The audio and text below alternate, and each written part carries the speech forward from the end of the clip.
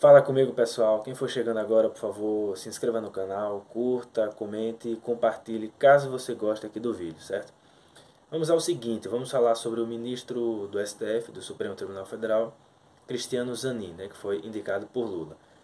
Eu já tinha críticas, então não me surpreendo com algumas decisões ruins, reacionárias inclusive, que ele proferiu aí durante essa semana e que causou muito alvoroço perante a esquerda, né?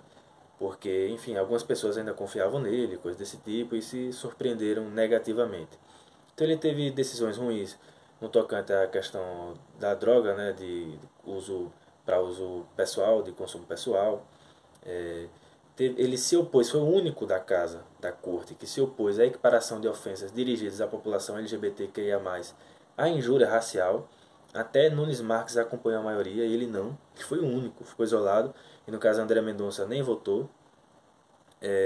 E também o caso de furto, né, que tinha alguns objetos que chegavam a um valor de R$ 100, né? Então ele não concedeu, não aplicou o princípio da insignificância. Ele levantou um argumento, como eu disse, é muito reacionário, porque até dentro de uma limitação jurispositivista e uma formalidade meramente técnica e não adentrar nas causas sociais, nas nuances sociais, ele nem sequer se enquadrou nas questões meramente formais mesmo, entendeu? Porque, enfim, ele já tem algumas decisões do STJ, do STF, que entende que mesmo a pessoa reincidente você pode aplicar o princípio da insignificância. Isso não é um impeditivo por si só, pelo menos. É um argumento muito fraco.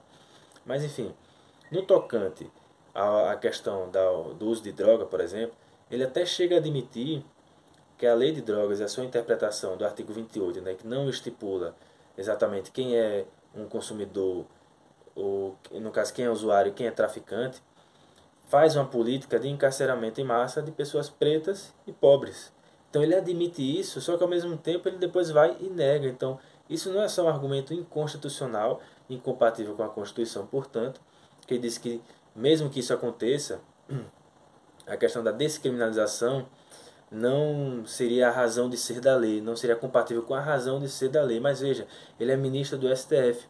A razão de ser da sua interpretação deve se pautar única e exclusivamente ou primordialmente pela Constituição Federal, como todos os juízes, mas sobretudo aqueles que são ministros do STF, que são os guardiões da Constituição Federal. Então, por óbvio, tem que interpretar à luz do que está na Constituição. E se a gente pega o artigo 1º, artigo 4º da Constituição, tem lá basicamente os fundamentos que deveriam servir como objetivos gerais mesmo da República, né? Então, os fundamentos, aquilo que deve ser norteado a partir dos direitos humanos, a erradicação da pobreza, da marginalização, do preconceito. Então, tudo isso aí ele meio que ignorou o que estava na Constituição, certo? Mas não me surpreendeu. Peço até que vocês assistam o programa do Greg News, que falou sobre isso. Trouxe alguns fatos, algumas notícias muito importantes, até de algumas babás aí que tem processo contra ele no âmbito trabalhista. Por isso que eu comentei no Instagram aqui, no âmbito trabalhista, quando tiver decisões, né? Porque a corte do STF já é muito ruim no tocante às decisões da Justiça do Trabalho, em questões trabalhistas. Ou seja, aquilo em prol do trabalhador, o STF se posiciona majoritariamente contra. Então o ministro acho que vai jogar à vontade, vai ficar em casa quando tiver questões trabalhistas. Eu espero, né? É o que eu imagino. Tomara que eu esteja errado, mas eu acho bem difícil.